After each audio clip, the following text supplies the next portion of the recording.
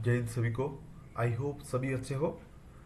तो job enthusiast के लिए एक खुशखबरी है। इंडियन रेलवेज की तरफ से वैकेंसीज अनाउंस किया गया है ग्रुप डी के पोस्ट। तो टोटल पोस्ट कितने हैं और एलिजिबिलिटी क्राइटेरिया क्या होने वाला है और उसका एग्जाम पैटर्न क्या होगा, सब कुछ एक साथ डिस्कस करेंगे।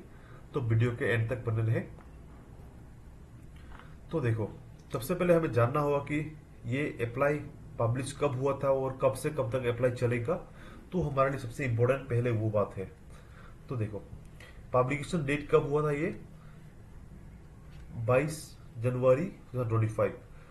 तो opening date and time organization of the applications, that means क्या है, अप्लाई कब से शुरू हो रहा है ये 23 जनवरी 2025 से शुरू हुआ है अप्लाई। अप्लाई ऑलरेडी शुरू हो चुका है अप्लाई। और लास्ट डेट कब है, क्लोजिंग डेट 22 फरवरी 2025। ये हम लोग का लास्ट डेट है, इसके अंदर तुम्हें अप्लाई करना होगा। तो ये डेट को मिस मत दो, इससे पहले अप्लाई कर लो। और एटलीस्ट तुम 22 फरवरी लास्ट डेट है तो उससे 4-5 दिन पहले ही अप्लाई खत्म कर लो। बाद में कुछ सर्वर डाउन हो गया या कुछ हो गया तो अप्लाई नहीं कर पाओगे। तो उससे बेटर है कि एटलीस्ट 5 डेज पहले अप्लाई सभी खत्म कर लो।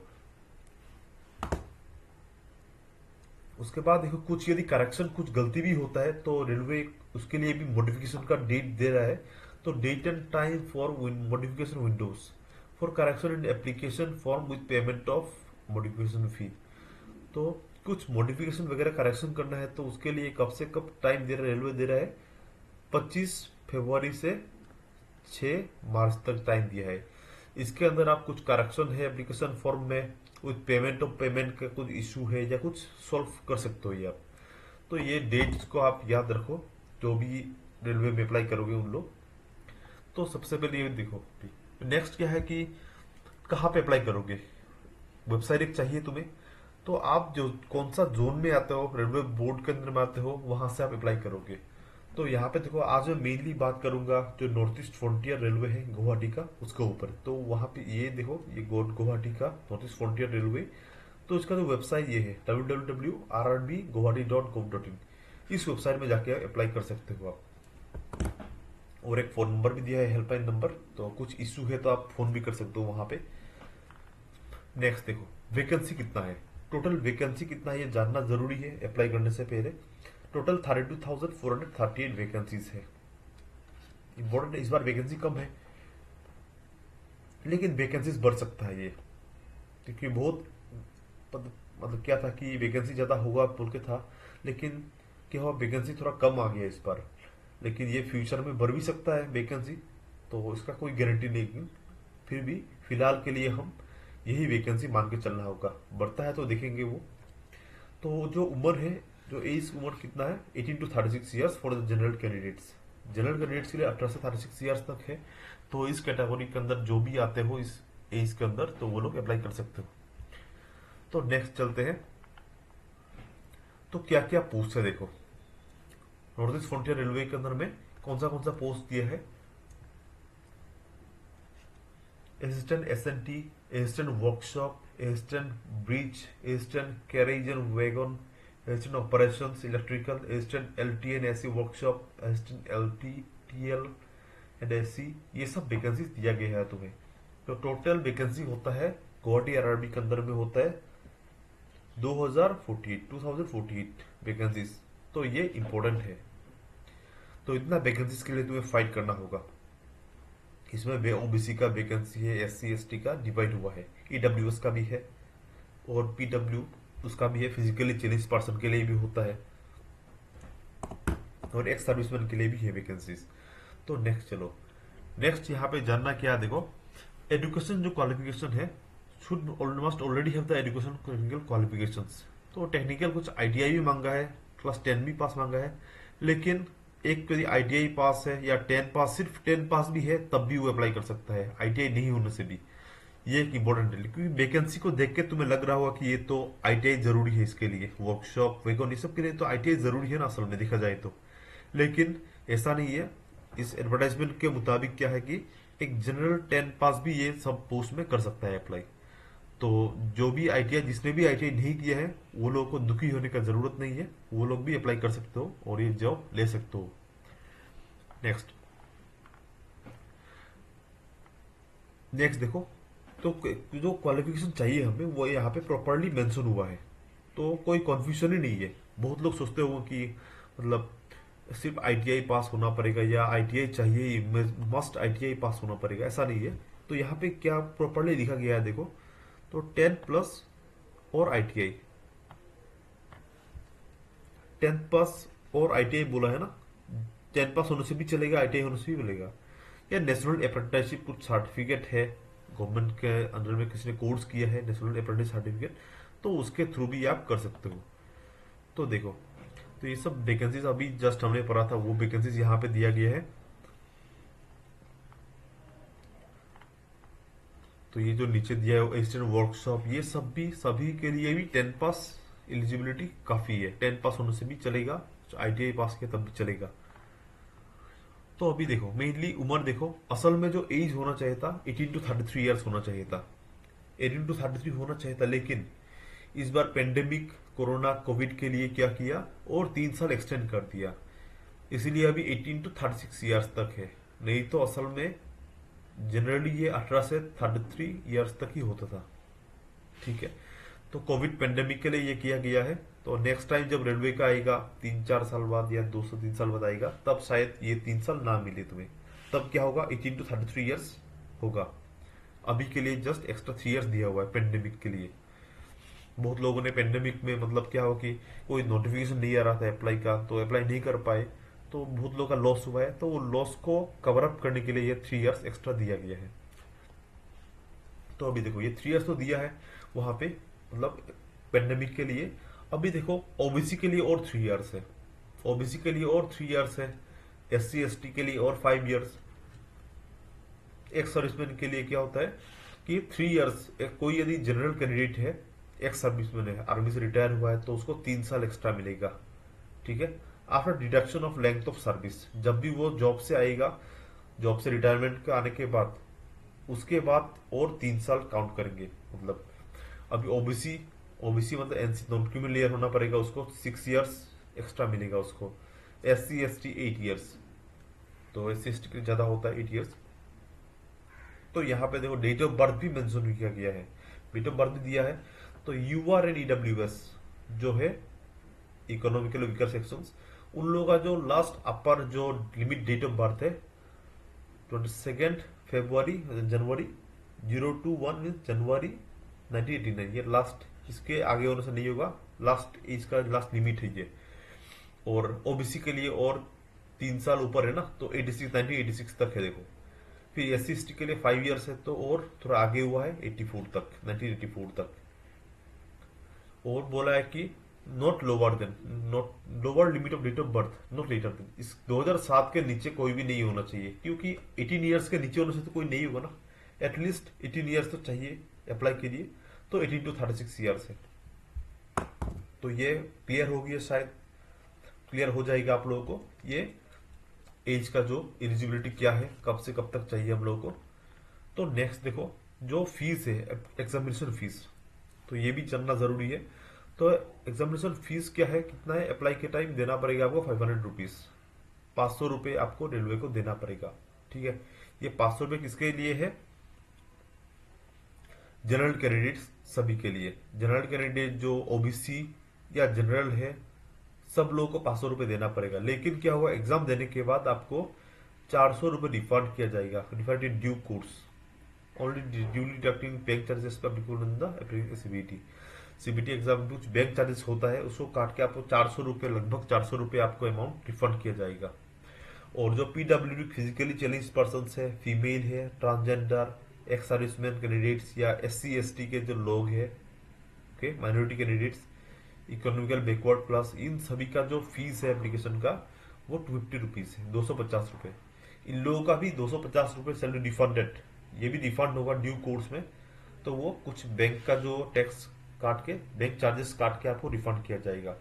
लेकिन यहाँ पे एक चीज ध्यान रखो कि जब भी अप्लाई करोगे आप, पेमेंट अपना ATM से करो, खुद का अकाउंट से करो। ठीक है, खुद के अकाउंट से करने से क्या होगा कि जब भी बैंक रिफंड करेगा तो आपको ही मिलेगा। यदि आप कंप्यूटर का दुकान में जाके वो दुकानदार का यदि ATM से, उसका अकाउंट से यदि पैसा काटोगे, ट्रांजेक्शन करोगे, तो पैसा वापस उसको ही मिलेगा। तो ये एक इम्पोर्टेंट नोट डाउन वाला पॉइंट है। तो पैसा जरूरी है बहुत लोगों के लिए, तो नोट ये करना है तुम्हें, याद रखो। तो तुम्हारा अकाउंट से ही पेमेंट करना, तुम दूसरों का अकाउंट से मत करो, क्योंकि जो रिफंड होगा अमाउंट वो उसमें ही मिलेगा। तो अप्लाई प्रोसेस, अप्लाई तो ऑनलाइन ही करना है, फी भी ऑनलाइन देना है, ये सब लिखा हुआ है। डेबिट यूपीआई सबसे कर सकते हो, आजकल यूपीआई सबके पास होता है, तो गूगल पे फोन पे से आप इजीली कर सकते हो, या भीम से भी, या क्रेडिट कार्ड डेबिट कार्ड से। तो नेक्स्ट देखो रिक्रूटमेंट प्रोसेस। तो मेन प्रोसेस ये है, अप्लाई का तो जान लिया। अभी मेन बात है कैसे आपको जॉब मिलना है, तो ये तो मेन मेन पॉइंट्स है ये सब। जॉब मिलना है तो ये सब को आपको स्टेजेस को पास करना होगा। तो देखो, सबसे पहले तो आपने ऑनलाइन अप्लाई सब कुछ खत्म कर लिया। अभी नेक्स्ट क्या है देखो, recruitment process. Number one, computer based test, CBT. Computer exam देना पड़ेगा आपको। एग्जाम में पास करते हो तो फिजिकल टेस्ट दोगे। फिजिकल टेस्ट पास करते हो तो डॉक्यूमेंट वेरिफिकेशन होगा। फाइनली मेडिकल एग्जामिनेशन होगा, जॉब मिल जाएगी आपको। ठीक है।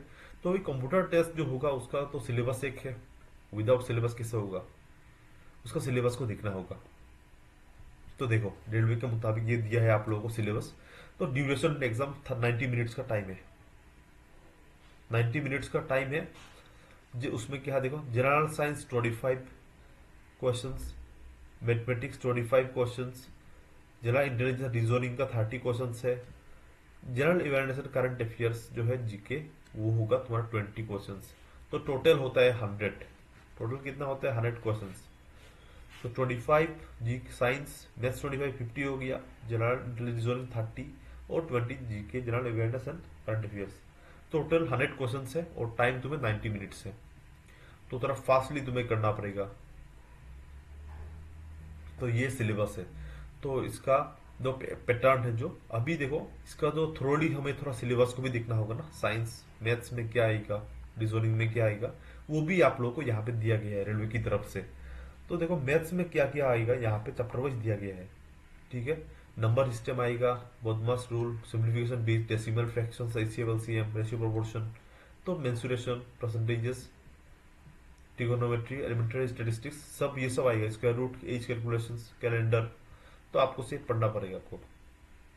रीजनिंग में देखो क्या क्या दिया है, अल्फाबेटिकल नंबर सीरीज है, कोडिंग डिकोडिंग होता है, sufficiency, mathematical operations, relationship, syllogism, ये सब, जम्बलिंग, वेन डायग्राम, सबका सभी टॉपिक्स का वो कवर अप करना है। तो नेक्स्ट जनरल साइंस में देखो, physics, chemistry and life science. Life science biology बोल सकते हो, of 10th standard level. 10th ये, क्योंकि ये इसका जो एलिजिबिलिटी 10 पास तक है, तो 10 लेवल का जो क्वेश्चंस आएगा उसी के मुताबिक 10 में जो आपने पढ़ा है उसके मुताबिक क्वेश्चंस आएगा, फिजिक्स केमिस्ट्री या बायोलॉजी का जो क्वेश्चंस रहेगा।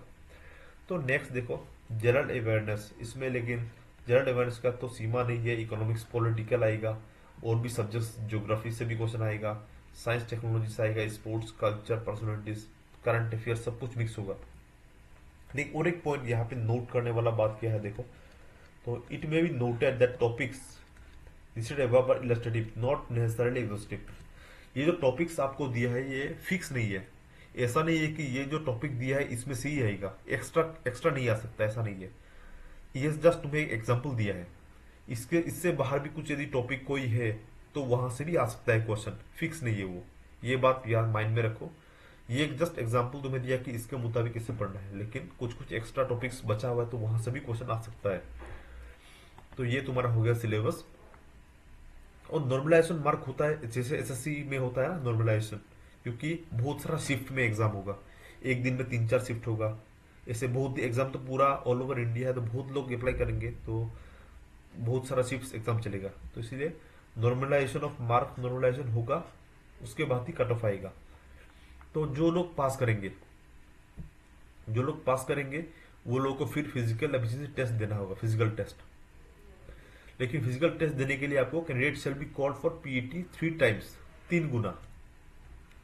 वैकेंसी का 3 गुना लोगों को बुलाया जाएगा। एक वैकेंसी के लिए 3 लोग, एक वैकेंसी के लिए 3 लोगों को बुलाएंगे। तो यदि इसका 32,000 है, 32,000 का 3 गुना करना पड़ेगा, 96,000 प्लस कैंडिडेट्स को बुलाया जाएगा फिजिकल टेस्ट के लिए।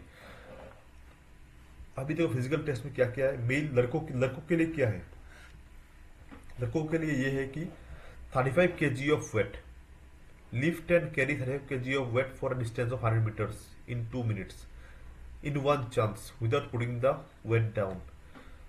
35 kg का एक बस्ता उठाओगे आप, चाहे वो सैंड का होगा या कुछ 35 किलो का एक बस्ता होगा, वो आपको उठाना होगा। उठा के 100 मीटर तक तुम्हें ले जाना है, 100 मीटर तक उठा के 2 मिनट के अंदर। लेकिन एक ही चांस मिलेगा, नोट टू चांस, दो चांस नहीं मिलेगा आपको। एक ही चांस में आपको वो उठा के ले जाना होगा 100 मीटर्स। ये एक टेस्ट है। उसके बाद क्या होगा, ये पास करोगे तो आप नेक्स्ट जो होगा 1000 meters, 1000 meters in 4 minutes and 15 seconds in one chance. 1000 meter, 1000 meter ना 1 किलोमीटर तुम्हें 4 मिनट 15 सेकेंड में तुम्हें उसको दौड़ना है, रनिंग करना है तुम्हें 1000 मीटर इन वन चांस। एक ही बार चांस मिलेगा इसमें, शॉर्ट रेस है, 1 किलोमीटर का शॉर्ट रेस है। और लड़कियों के लिए क्या है देखो, लड़कियों के लिए यह 20 kg of weight, lift and carry, 20 kilo का वेट आपको ले जाना होगा लड़कियों के लिए ये है। तो एक डिस्टेंस 100 मीटर, 100 मीटर ले जाना है, 20 kg का एक वेट। टाइम कितना है, 2 minute, 2 minutes in one chance. एक ही चांस मिलेगा, 2 मिनट में तुम्हें 20 किलो का एक बस्ता कुछ देंगे, वो उठा के 100 मीटर ले जाना है।